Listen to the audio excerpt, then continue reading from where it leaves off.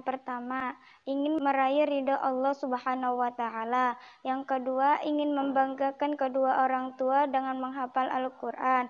Yang ketiga, ingin membawa orang tua kumpul di surganya Allah. Yang keempat, ingin meraih kesuksesan dunia akhirat dengan bersama Al-Quran dan ingin menjadikan Al-Quran sahabatku dunia dan akhirat.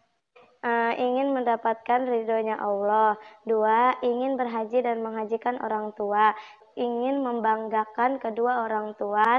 Ingin memberikan mahkota di akhirat kelak. Kelima, ingin selalu bersama Al-Quran dunia akhirat. 1. Memperbaiki diri saya menjadi yang lebih baik lagi dan pastinya membahagiakan kedua orang tua saya di akhirat kelak, memberikan mahkota emas di akhirat kelak, dan mendekatkan diri kepada Allah, mencari keridhaan Allah dan kecintaan Allah terhadap kita. Yang pertama, ingin mendapat ridhonya Allah. Yang kedua, ingin memberi mahkota untuk kedua orang tua di akhirat kelak. Yang ketiga, ingin menghajikan kedua orang tua. 1. Ingin membahagiakan kedua orang tua. 2. Ingin menjadi tahfizah yang sejati. 3. Ingin menghajikan kedua orang tua. 4. Ingin mengharapkan ridha Allah. 5. Ingin menjadikan Al-Quran sebagai pedoman dalam hidup. 1. Untuk mendapatkan ridho Allah Subhanahu wa Ta'ala. Yang kedua, ingin memberikan mahkota di akhirat kelak. Yang ketiga, ingin berhaji dan menghajikan orang tua. Yang keempat, selalu istiqomah dengan menghafal Al-Quran. Yang kelima, mampu mewujudkan cita-cita dengan menghafal Al-Quran. 1. Ahlu Quran adalah keluarga Allah dan orang-orang istimewa di sisinya. Rasulullah Shallallahu Alaihi Wasallam bersabda, "Sungguh Allah memiliki sebuah keluarga." Para sahabat bertanya, "Wahai Rasulullah, siapakah mereka?" Rasulullah Shallallahu Alaihi Wasallam menjawab, "Mereka adalah ahlu Quran, keluarga Allah dan orang-orang keistimewaannya." Hadis riwayat Ibnu Majah. 2. Penghafal Al-Quran merupakan sebaik-baik manusia.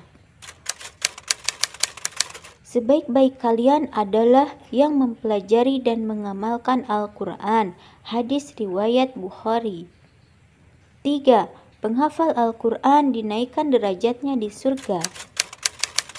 Dikatakan kepada penghafal Al-Quran, "Bacalah, naiklah, dan tartilkanlah sebagaimana engkau mentartilkannya ketika di dunia. Sungguh, kedudukanmu sesuai dengan akhir ayat yang engkau baca." Hadis riwayat Abu Daud dan Tirmizi. 4.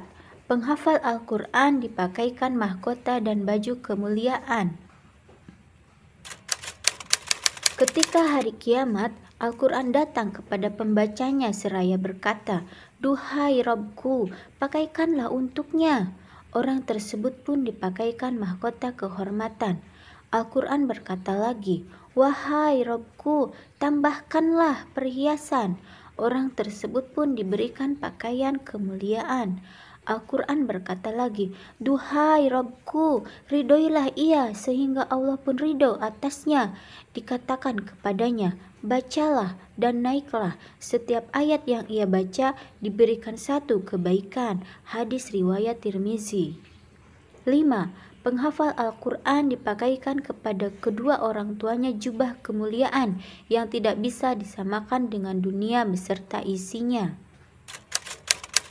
Pada hari kiamat, Al-Quran datang seperti lelaki berwajah pucat, menanyakan kepada penghafalnya, "Apakah kamu mengenaliku? Akulah yang membuatmu begadang tidak tidur di malam hari dan menahanmu dahaga di siang hari. Sungguh, setiap pedagang berada di belakang perniagaannya. Aku sekarang untukmu di belakang semua pedagang. Diberikan kerajaan di sebelah kanannya dan kekekalan di sebelah kirinya." Kemudian diletakkan di atas kepalanya mahkota kemuliaan. Dipakaikan untuk kedua orang tuanya 2 gelang yang tidak ada bandingan nilainya di dunia dan seisinya.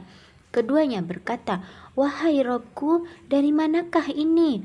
Dikatakan kepada keduanya, "Karena hasil pengajaran Al-Quran kepada anak kalian berdua." Hadis riwayat Tabrani Al-Awsat. Barang siapa yang membaca, mempelajari, dan mengamalkan Al-Quran, niscaya kedua orang tuanya akan dipakaikan mahkota dari cahaya. Sinarnya seperti sinar matahari. Keduanya juga akan dipakaikan jubah kemuliaan yang tidak akan setara dengan dunia. Lalu keduanya bertanya, "Karena apa kami diberi pakaian seperti ini?" Lalu dikatakan, "Sebab anakmu yang senantiasa bersama Al-Quran." Hadis riwayat Hakim. 6. Penghafal Al-Quran bersama malaikat sebagai teman sesuai dengan kedudukan mereka. Perumpamaan orang yang membaca Al-Quran dan dia hafal, ia bersama para malaikat yang mulia lagi baik. Perumpamaan orang yang membacanya dan ia mendapatkan kesulitan, niscaya ia mendapat 2 pahala.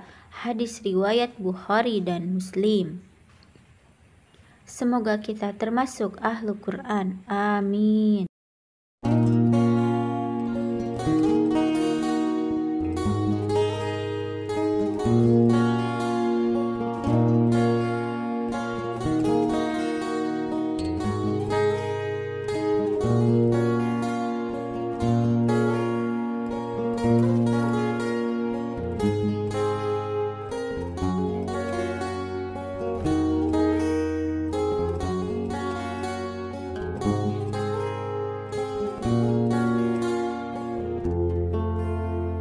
Allahumma salli ala Muhammad ya Rabbi salli alaihi wasallim.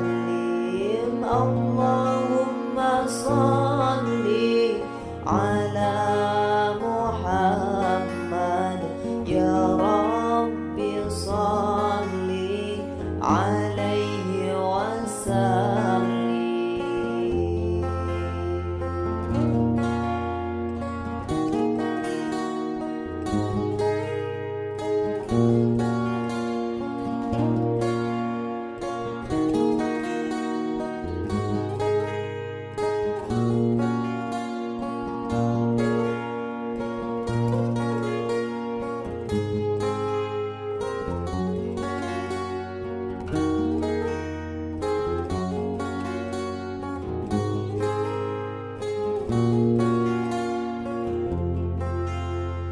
Rabbi fa'fa'al